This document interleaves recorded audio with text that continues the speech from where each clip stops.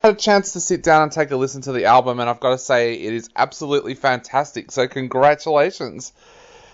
Thank you so much. That makes me really happy because there's a lot of love in that place, in that piece. So you've had such an amazing career. You've collaborated with some of the most amazing musicians that walk on this planet. What made you decide that this was the right time to step out and go out on your own almost?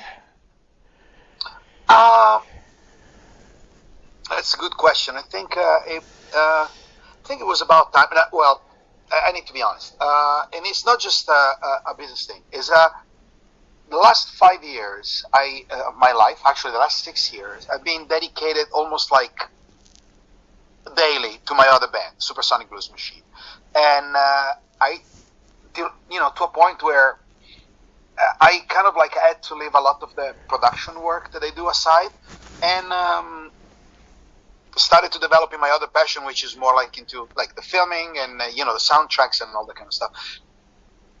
The problem is, and it's not really a problem, being in a band like Supersonic Blues Machine is great because you get to work with a lot of incredible musicians, and you get to almost like put up every night a different show. And because of that reason, you can play in specific places and festivals with particular billings and all of that. But, as a musician, since I got the bug back, because between Supersonic Blues Machine and, some of the stuff that I was doing earlier, there was like almost like 15 years of me not necessarily touring. I mean, I would go out like to do a couple of things, but never like intense touring because, that's something I promised that I made when my daughter was born. But then when my daughter got a little bit older, and she started showing interest in music and all of that, she was the one pushing me to go back and play and travel. And one thing led to another, and I got that bug back. Now I would love to be even more busier than what I am touring with Supersonic, but for logistical reasons, sometimes that's not really happening. And I wanted to have another output to be able to travel and bring to people, the music that I love. And in addition, I always had this thing that it's like this container with all these songs and all these idea and sounds that are part of my youth, part of my upbringing and everything. And this is all the music that that I listen to, and it is the result of a combination of years and years of me listening pretty much to everything, and being raised in Italy, obviously with a lot of limitation for a few things, but a lot of extras for a lot of other things. And I don't know, kind of like, again, I have a citizen of the world type of approach on that sense, but there are some urban sounds, probably more from Europe and my early days in New York than what might be happening here in Los Angeles that are part of my sound. I mean, at least the sound there in my head. And were a bunch of songs that I had available. Some stuff were old, some stuff was written during pandemic, and some of the other stuff are songs that I decided to hijack from my vault for Supersonic Blues Machine because I don't think they fit that band, at least for our upcoming record. They were starting to sound more like this record that you're listening to. So, one thing led to another. I wanted to have like a full singer and all of that, but ultimately, once again, Billy Gibbons was telling me, why don't you sing? And I'm like, because I'm not a singer. And he's like, well, neither do I. Neither am I. So I'm like, okay, I get it. And I'm always been a fan sometimes of frontmen more than singers. Now, don't get me wrong. I mean, you get somebody like Freddie Mercury that had it all, then of course, crazy. But sometimes there are artists that out there that are not necessarily famous for their vocal. I mean, not necessarily getting recognized as singers as a Whitney Houston would. Yeah. But they are incredible. They have an incredible feeling and delivery and frontmanship and everything that it doesn't really matter. They don't need to sing. It's like Billie Holiday. She had one octave, but goddamn, one an octave. Yeah. So. I kind of like I try to give it a step because I always been recording some these songs for Supersonic and all of that to kind of like demo it for the singer, but always thinking about like, well, the real singer is going to come in and sing them. So I never really put much of attention. When I was really young, I got diagnosed with this weird polyp situation in my vocal cord, and I almost had to go under the surgery that could have pretty much killed my vocal in general, not singing vocal, the ability of talking. So that's why I decided I never really pursue, being a singer or to, take on a role of a singer. It just started naturally preparing all this stuff and these demos. And then I'm showing it both to my wife or to Billy, some of the other friends. But this song, wanted to get somebody to sing this. And this is like, dude, why don't you sing it? And it sounds great. But what do you mean sounds great? I mean, you got deaf all of a sudden? No, it's got the right vibe. I mean, it's just you wrote the story, and I guess they convinced me and, good. I guess one person less to worry about it. Yeah. So, Well, But don't get me wrong. Soul Garage is like, it's a group of friends. So the shows is not really like a show of a band. It's like, yeah, there is a band, but it's almost like Paul Schaefer with a Tonight Band, meaning like, there like some guys there interchange, and sometimes then Diamond picks on the microphone, he sings his 5-6 songs, and then Garrett step up from the lap steel and he does his thing. So it's a rotation. It's like, everything gets rotated around the 60s and the 70s. Back then there were a lot of bands that were, everybody sang in the band, and obviously better singer than me. But, there was that approach. Nobody was really pointing the finger, oh, here's the lead singer, here's the singer, where's the band? Everybody, well, you sing this song, why don't you? So I can get some rest for once. Yeah. That's it. Yeah, you mentioned growing up in Italy and then coming to America. Did you come from a very musical family, and what kind of music were you listening to back then? No whatsoever. No professional musicians in my family.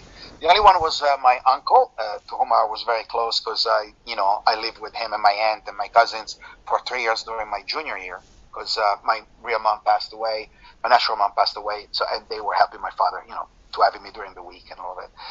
He was a pianist, and he was trying to push me to learn how to play piano. But back then I thought guitar was cooler, and I was a little bit of a hard head, so I didn't really pursue any of that. I wanted to play guitar, but when I met up with my friends from the elementary school, they already had 2 or 3 years ahead of me, and I basically sucked with the guitar.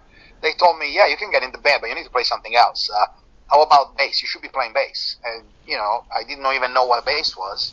But I got into it, and within a year and a half, I was playing with a lot of other people, and that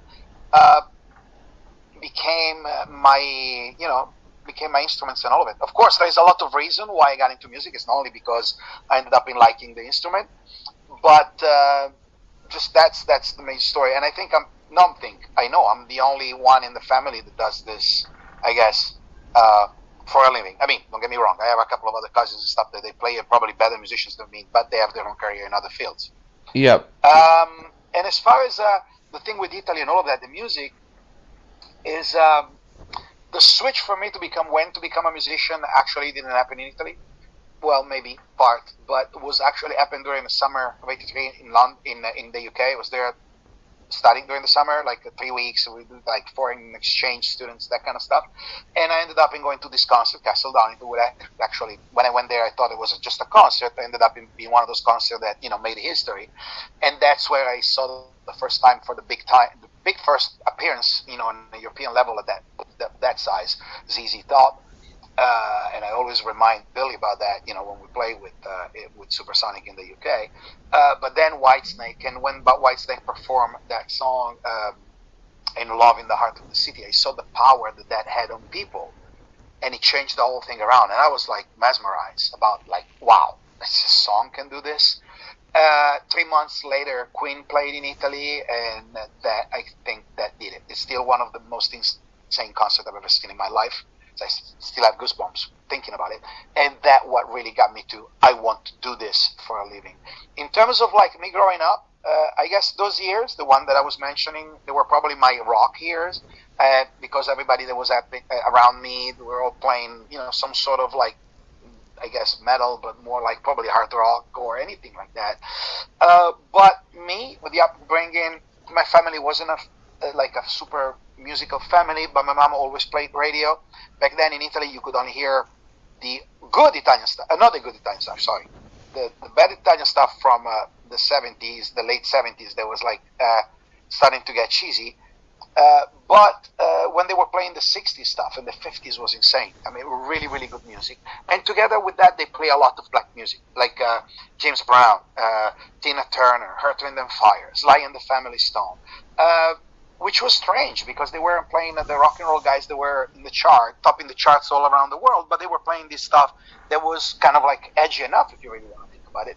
And then obviously my favorite, Bob Marley. So that's how I got close to that kind of music. And sure, like the first two records that my mom bought me, there were two singles, the Obla Di Obla Die by the Beatles and Satisfaction by the Stones. But the first record that I bought by myself with my money was Babylon by Buzz. So that was Bob Marley. So I have to tell you, that's where I'm coming from musically. Then obviously, you know, Queen came around and AC/DC and Van Halen and all that and all the super rock bands and all of it. But there was always a part of me that's always been fascinated with blues and R&B and mainly soul music, soul funk. And I guess, you know, basically being married to rock, to the public, you know, for everybody. And then you go home and you got, as they say in the Sopranos, like Kuma on the side, the girlfriend.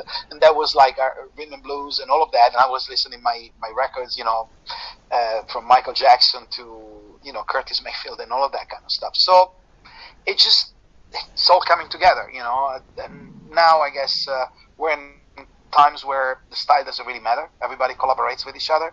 I think it was the right time to do that. Definitely. And one of the things that really stands out with this album as well is the people, as you said just then, that you collaborate with. This album has so many talented musicians working with you. How did you pick who you wanted to work with on this album? I would say probably based upon who was available. No, I'm just kidding. Just like it happens with Supersonic Blues Machine, and I don't want to. I mean, I hate because when I say this, it's just like sometimes, you know, people are public and they think like that. You know, I'm full of it. It's not that. It's just that I've been working with these guys for 20 years and more. These are the people that I work with and I spend my time with, on and off. Meaning time, you know, doing work and sometimes, you know, just hanging by cooking. I don't know, whatever. So. Some of these cats might sound like, you know, oh my God, you really working with that guy? Yeah, but not because it's that guy and I'm pursuing this person because it's that person. It's just that that person happened to be one of my friends. I worked with him in the past or with her, and, you know, we have a great relationship going on, and, you know, I like to keep my people close. And since these are the people that I work with the most, this record wasn't put together like where, okay, let's start to record drums now. Now let's move to the bass, or let's get the band together. It's a combination of several different songs that were done within, major batch within about a year and a half from each other. But some songs were even 10 years older, and you'll see when Volume 2 and Volume 3 will come because I have material for 3 records. They all went through that way, so. Sometimes it was just like the right guy for the right song or the right gal for the right song. So it's not, it's crazy. I mean, I'm incredibly blessed to be able to play with these kind of people. Absolutely. But like I said, I don't do it because of these people. So in other words, I'm not chasing Stephen Perkins because it's Stephen Perkins. Yeah. Because to me, it's Perky. You know, I'm chasing him because, you know, the way he plays. Or because of that when we play together, it's just the hell on earth in a good way, and there is like the energy is just so intense that's what I want. But that's what I like about the guy. Definitely. Well, Fabrizio, I know we're running out of time very, very quickly, so I guess to finish up, what would you like to say to Aussies out there before they go out and grab this album? Because we know there's a lot of people out there who are very excited to hear this. First of all, I would say thank you because. I did not know that I had such many fans and followers down under. That it started. I guess to become aware of it, you know, from Supersonic with Supersonic Blues Machine, and I started getting email messages and all of that. So thank you so much for kind of like really, well, you know, and to be honest with you, I always had the vision, the desire of coming and performing live and hopefully next year will be the year. So that's only up to you guys. If you can help me, obviously, to get the record, whether you want to buy it, on Amazon or whatever it is, or in a physical copy, or you want to download it, or you want to stream it, the more, you follow it, again, my site is FabrizioGrossi.com or SoulGarageExperience.com. That's the hub to get on all our social media, on our YouTube channel. Please subscribe and like, comment, leave messages, and then again, Instagram and Spotify and all of that. So if you get on the pages and you see all that, please just get engaged. The more you get engaged and the more noise gets made out of Australia, and more are the chances I'll be able to bring the crazy train down there and we can finally go out and have a brew. Definitely. Well, mate, I want to thank you so much for coming on the show today. It's been an absolute pleasure. Stay safe, and hopefully we do get to see you in Australia one day, or hopefully I get to see you when I'm in LA. Absolutely. Thank you so much, Dave. I appreciate it. Thank you, guys.